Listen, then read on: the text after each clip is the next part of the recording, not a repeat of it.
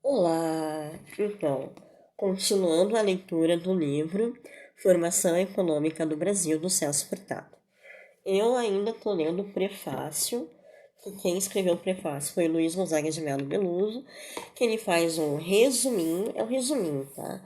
É um resumo curto de 29 parágrafos sobre a história do pensamento econômico desde a época do fim do feudalismo para o mercantilismo, para chegar no capitalismo, até chegar aqui no Brasil, tá? Então, eu estou lendo esse prefácio que ele escreveu, e são 29 parágrafos, né? Então, hoje ficou pendente o parágrafo 15 e 16, que eu vou continuar lendo. Então, continuando a leitura do prefácio que o Luiz Gonzaga de Melo Beluso escreveu.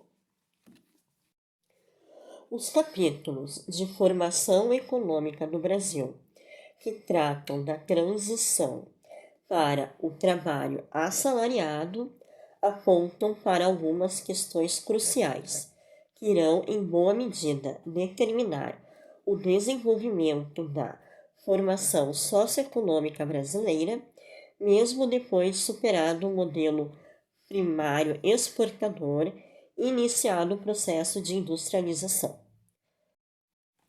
A instabilidade das economias coloniais, do açúcar do Nordeste, a mineração do ouro nas Gerais, seria Minas Gerais, né? Provocava, nos períodos de decadência, a regressão dos produtores para a economia de subsistência, economia de sobrevivência, nas propriedades dos grandes latifundiários ou em minifúndios que produziam para consumo próprio. Esse movimento estruturalmente defensivo iria dificultar com a extinção do tráfico, a extinção do tráfico negreiro, tá? Em meados do século XIX, o abastecimento de mão de obra à economia cafeeira em expansão. O problema seria solucionado no final do século XIX, com a imigração.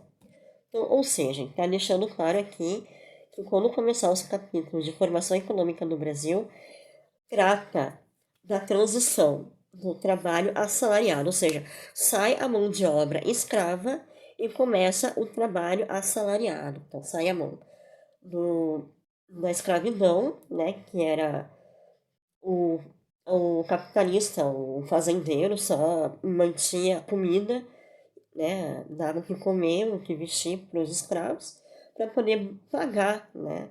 Aí vem o trabalho assalariado, tanto para o negro quanto para os imigrantes, né, que viriam refugiados da guerra para cá. Então, é essa transação que começa o livro da formação econômica do Brasil no Celso Furtado, tá? E aí fala, né, que é fala do desenvolvimento da formação socioeconômica brasileira depois de superado o modelo primário exportador, né, e iniciado o processo de industrialização. Isso é aquele modelo manual, né, aquele modelo de força bruta para o modelo da máquina, né. E aí, aqui ele começa a estabilidade das economias coloniais, né, do açúcar do Nordeste, a mineração em Minas Gerais, toda aquela mão de obra escrava, manual, por recursos naturais, por ouro, por minério, provocaria um período de decadência, né, aqui no Brasil. E essa regressão dos produtos, perdão, essa regressão dos produtores para a economia de subsistência, ou seja, para uma economia de sobrevivência, né, nas propriedades dos grandes latifundiários ou em minifúndios que produziam para consumo próprio, né? Era uma regressãozinha isso aí. É que, tá, não vou comentar, deixa quieto. Eu já ia falar do Marx, lembrando lá o início do prefácio, que para o Marx isso aqui, essa regressão primária aqui, né, seria uma acumulação de riqueza para Adam Smith, para o Marx era uma acumulação primária, né, uma coisa primitiva, né, para consumo próprio. Então, esse movimento estruturalmente defensivo iria dificultar com a extinção do tráfico. Ele só fala tráfico aqui, mas é o tráfico negreiro, tá? Vai começar a terminar esse tráfico de escravos, né, em meados do século XIX.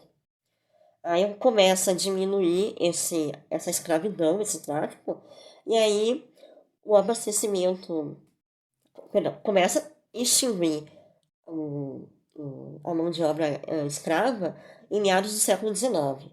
Aí a mão de obra para a economia cafeeira na época, que a expansão do Brasil era a produção de café, vai começar a funcionar com a imigração, com a mão de obra paga, né? E vai começar a terminar aos poucos a escravidão. Aí isso vai ser solucionado praticamente no final do século XIX, tá? Com a entrada dos imigrantes aqui.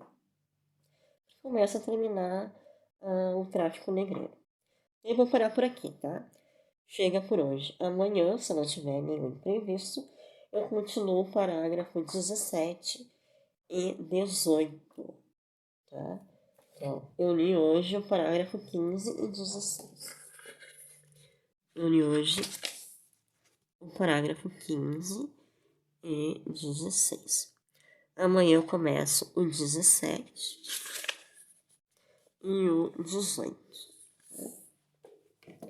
Então tá, chega por hoje. Tchauzinho.